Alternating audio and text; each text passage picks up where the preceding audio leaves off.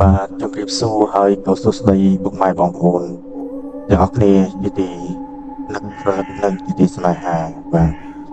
ទឥឡូវនេះចាប់ផ្ដើមស្ដាប់រឿងដ៏រន្ធត់មួយជាមួយ admin បាទរឿងនេះដែរទាក់ទងនឹងរឿងពិតបាទហើយពូខ្ញុំគាត់ជួបផ្ទាល់បាទនៅលើវិថីដងផ្លូវបាទរឿងនេះគឺជារឿងគ្រោះថ្នាក់មួយនៅបណ្ដុំផ្លូវជាតិលេខ4បាទរឿងហ្នឹងគឺជារឿងគ្រោះថ្នាក់ចរាចរណ៍បាទហើយខ្មោចដូចជាខ្សែលួងបាទផ្លូវជាតិលេខ4មិនទាន់បណ្ដុំណាទេពូខ្ញុំគាត់ខ្ញុំអត់ស្គាល់ជំនាញតែគាត់និយាយប្រាប់ចឹងណាបាទហើយឥឡូវសម្រាប់ជាមួយខ្ញុំបាទដោយសាររឿងហ្នឹងគឺគាត់ថារយៈពេលយូរហើយគ្រោះថ្នាក់ហ្នឹងណាបាទដូចជា2010បាទហើយដល់ពេលដូចជាផ្លូវហ្នឹងលក្ខណៈថាគេហៅអីទេគេហៅយូរមកខ្ញុំភ្លេចពាក្យហ្នឹងហើយគាត់ថាគឺកន្លែងហ្នឹងគឺជាកន្លែងដែលរងស្ងោមទៅម្ដុំហ្នឹងណាបាទហើយពេលហើយពូខ្ញុំគាត់បានរត់ភ្ញៀវទៅដូចជាទៅកំពង់ស្ពឺពេលហើយគាត់បានជួបផ្ទាល់ហើយគាត់និយាយថាឥឡូវចូលសម្រាប់សាច់រឿងដូចតទៅបងនៅយុគមួយហ្នឹងពូខ្ញុំគាត់អ្នកដំណំទៅចាគេនៅម្ដុំកំពង់ស្ពឺទៅគេហៅស្អីគេប្រទេសទាហាននោះបាទបានជួបហើយយុគហ្នឹងគាត់ទៅរយៈពេលដូចជាយូរដែរចេញពីកពតទៅឆ្ងាយមកទៅដល់យុគជ្រៅហើយដល់ពេលជីដល់ផ្លូវជាតិលេខ4គាត់បងមានអីដូចជាមិនអីចឹងណាបាទយុគហ្នឹងគាត់ទៅហើយជីទៅដល់ម្ដុំហ្នឹងដូចជាម៉ោង11ជិត12ដែរយោមជួបផ្ទះតែងតែជួបម៉ោង11 12កណ្ដាលយុគហ្នឹងបាទហើយ admin និយាយនេះគឺម៉ោង12ដែរអូយឬសម្បត្តិទៀតហើយបាទបាទយុគហ្នឹងគាត់ទៅដូចជាភ្ញៀវសំណានអស់នៅតែ2នាក់បាទនៅ2នាក់ក្មួយគាត់គ្រូឡានបាទតែ2នាក់ក្មួយគាត់គ្រូឡានហើយគាត់អ្នកទី2ហ្នឹងគឺមិនអាចទេចាំទេបាទពេលហ្នឹងគាត់ជិះទៅដល់ផ្លូវជាតិលេខ4ហ្នឹងទៅម្ដុំឲ្យអោស្រុកកសែអញ្ចឹងយុគឆ្ងាត់បាទបងពលឺប្រច័ណ្ឌហ្នឹងដូចព្រៀងសតុនបាទពីពូខ្ញុំហ្នឹងឈ្មោះវណ្ណៈបាទបើកអឺមួយគាត់ហ្នឹងក៏ចេះបើកដែរមួយគាត់ហ្នឹងទៅជាបងប្អូនដែរហើយចេះដូរវេនគ្នាបាទដើម្បីសុខភាពទាំងអស់គ្នាពេលនោះហើយបើកបរយន្តអ្នកដំណើរទៅកំពុងបើកបរយ៉ាងលឿនតាមលឿននេះដើម្បីទៅដល់គោលដៅអញ្ចឹងណាហើយដល់ពេលហើយគាត់បានបោះរយៈច្រើនម៉ោងបាទហើយហត់នឿយក៏ហត់ដែរអ្នកបើកបរបាទខណៈពេលនោះកំពុងតែប្រឹងទប់ស្មារតីម៉ោង1 12ហើយស្រាប់តែមានសំណួរខ្មៅមួយថាខ្មៅមួយលេចឡើងភ្លាមនៅចំណាផ្លូវអូឬសំណួរទៀតហើយពួកខ្ញុំក៏ភ័យស្លន់ហើយបួងចង្អោតដល់ដូចជាស្អីគេរត់ហើយមើលទៅព្រាលប៉ុន្តែគាត់ថាគាត់អាចទប់ស្មារតីបានចឹងណាពេលហើយឲ្យមួយគាត់បើកតម្ដង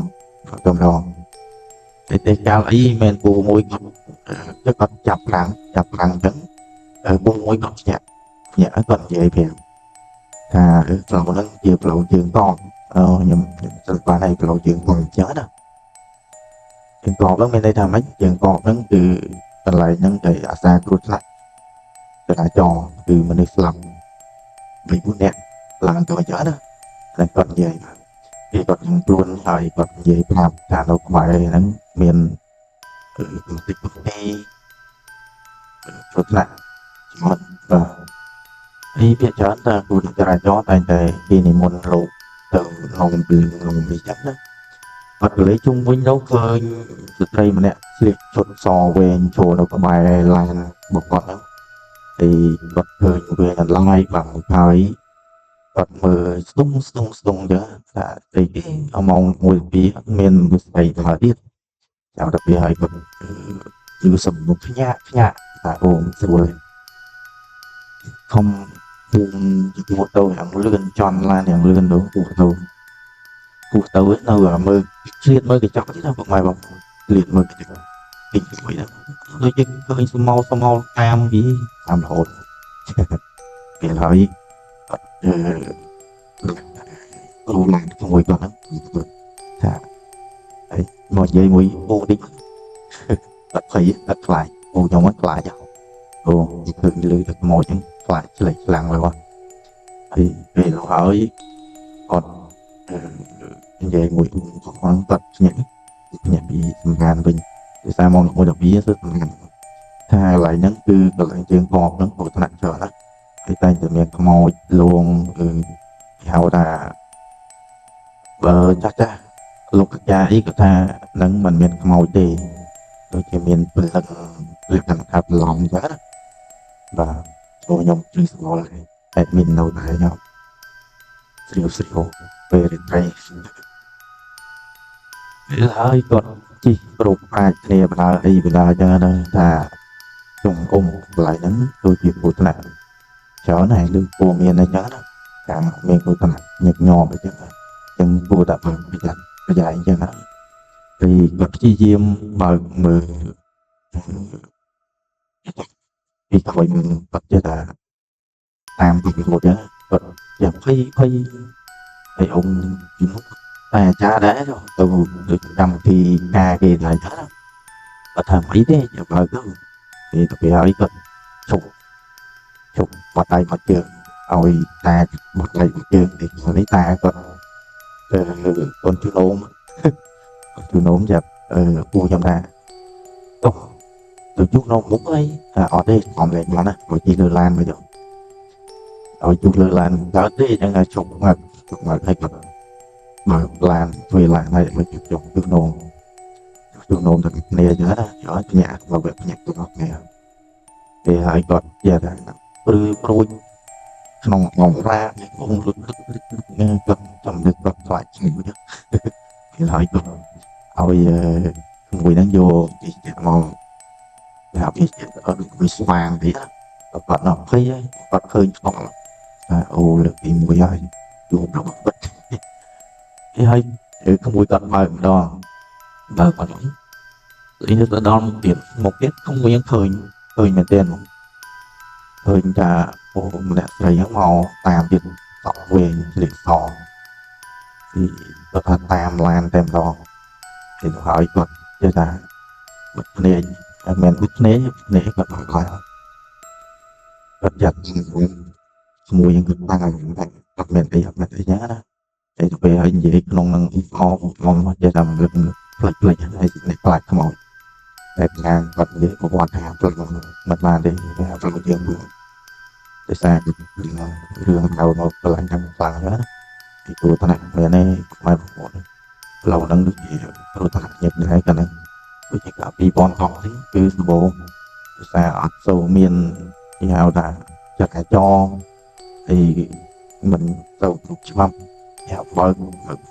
nữa thì đặc biệt là vật cho là siêu rồi vì tôi hỏi vật mình đang thành dễ làm vậy mong đỏ cái ta bơ lâu nè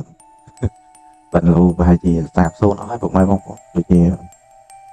mình sâu chỉ lưu thà nơi cái mốt cái bắt lâu để từ cùng sau chỉ tạm rằng người ta bị ắt nhận thấy hay vì muốn vật là chủ to lời và người ta tự thân chân là cho người đồng lâu sao chẳng vì ai nên lần cần có để thì lòng luôn thôi thì lưng một cái chớ là nơi miền tập hành đề của mọi họ thầy tương vô hồi thôi thì làm sự ngày miền tôi đặc biệt là học này ណាគឺជាពិសេសយុវលោកហ្នឹងគឺប្រុងប្រយ័ត្នដល់គ្នាអរគុណច្រើនមានពីណាគេបងម៉ែបងប្អូនចាំមានស្ដាប់ពីបន្តអរគុណបាយបាយ